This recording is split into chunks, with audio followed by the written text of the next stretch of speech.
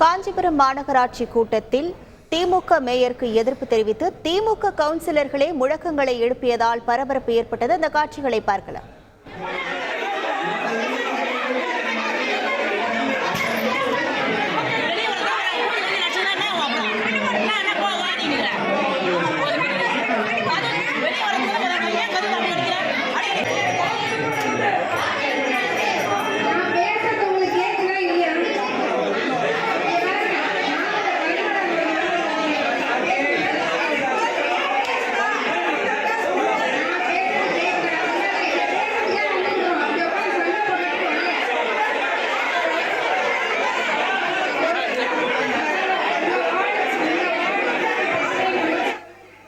இது குறித்தான முழு விவரங்களோடு இணைகிறார் நமது செய்தியாளர் தனராஜ். வணக்கம் தனராஜ்.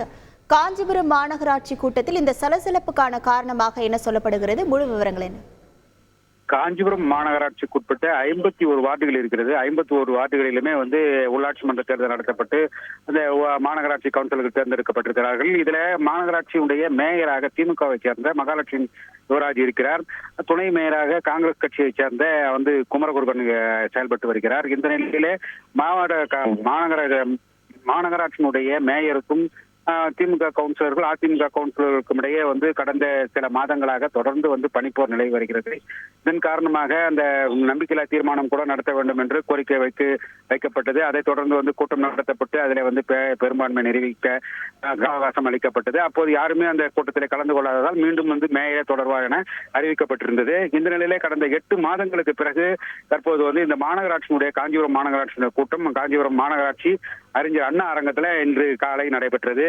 12 மணி அளவிலே நடைபெற்ற நிலையில இந்த தற்போது இந்த மாநகராட்சி கூட்டத்திலே மேயர் மற்றும் 51 வார்டு கவுன்சிலர்கள் கலந்து கொள்ள வேண்டும் இருக்கிற நிலையில தற்போது மாநகராட்சி கூட்டத்தை நடத்துவதற்காக 18 பேர் மட்டுமே கையெழுத்திட்டால் போதும் இந்த கூட்டம் நடைபெறும். இருந்தாலும் அந்த 18 பேர் மாநகராட்சியுடைய ஆதரவாளர்கள் 18 பேர் கையெழுத்திட்டு இந்த தீர்மான கூட்டம் நடைபெற்றது.